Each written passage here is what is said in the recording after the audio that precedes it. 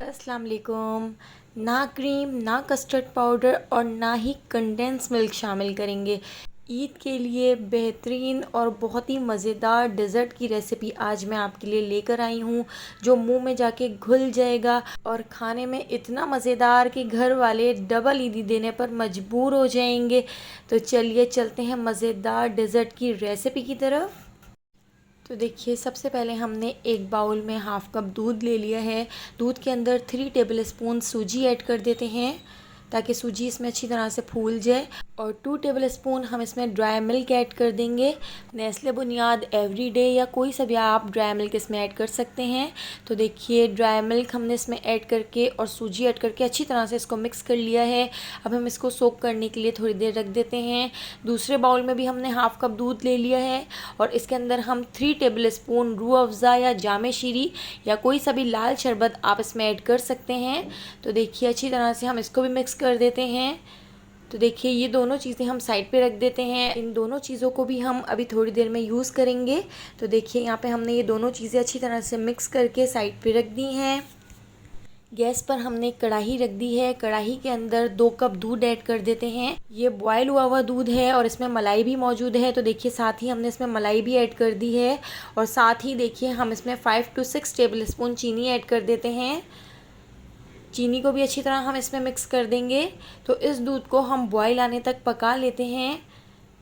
तो देखिए, चीनी को भी हमने अच्छी तरह मिक्स कर दिया है। जब तक इसमें बॉयल आ रहा है, 2 अदद हम इसमें ऐड कर देते हैं हरी इलायची। तो आप हरी इलायची का पाउडर भी इसमें ऐड कर सकते हैं।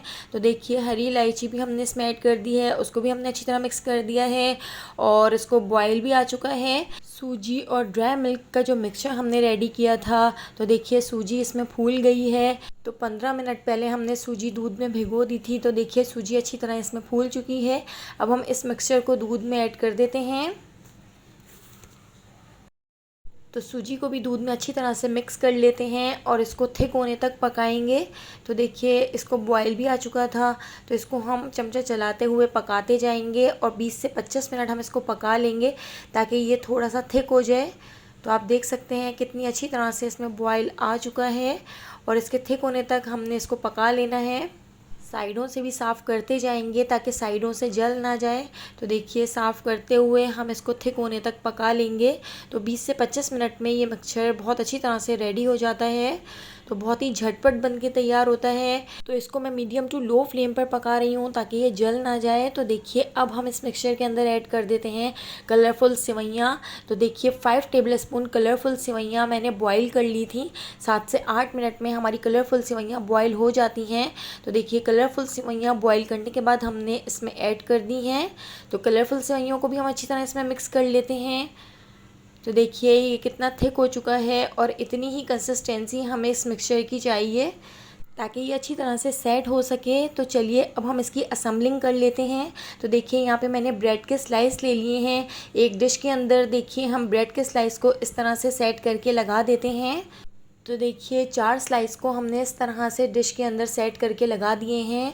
तो बिल्कुल अच्छी तरह से हमने इसको कवर कर दिया है, अच्छी तरह से इसको सेट करके रख दिया है। तो ये जो हमने रूह अफ़ज़ा और दूध वाला मिक्सचर रेडी किया था, इस मिक्सचर को हम ब्रेड के ऊपर डाल देते हैं ताकि ब्रेड खाने में सूखी सूखी सी ना लगे और बिल्कुल डिफरेंट टेस्ट हो जाए। तो आप यकीन माने, इतना मज़ेदार और इतना ज़बरदस्त सा डिज़र्ट आपने आज से पहले कभी ट्राई नहीं किया होगा। तो देखिए, पूरी डबल रोटी के ऊपर हमने इस तरह से दूध और रूह अफ़ज़ा वाला मिक्सचर हमने इस तरह से डाल दिया है। अब ये जो हमारा सूजी और कलरफुल सेवइयों वाला मिक्सचर था, देखिए, अब हम वो भी अच्छी तरह से इसके ऊपर पोर कर देते हैं।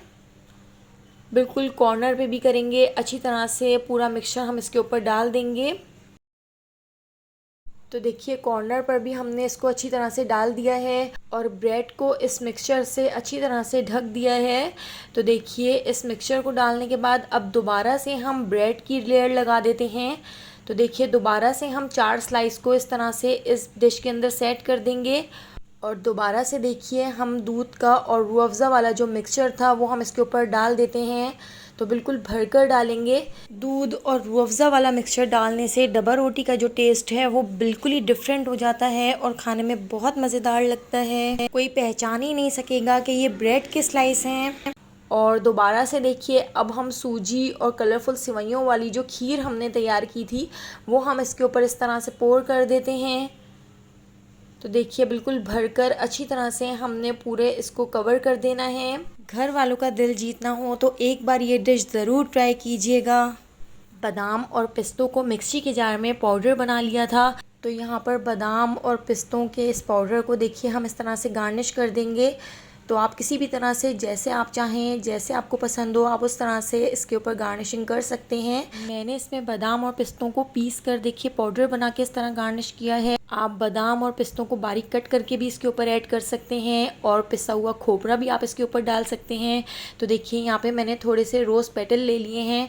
तो रोज़ पेटल को हमने अच्छी तरह से वॉश करके इसके ऊपर इस तरह से हम लगा देते हैं और 2 से 3 घंटे के लिए हम इसको फ्रिज में रख देंगे ताकि ये थोड़ा सा ठंडा हो जाए।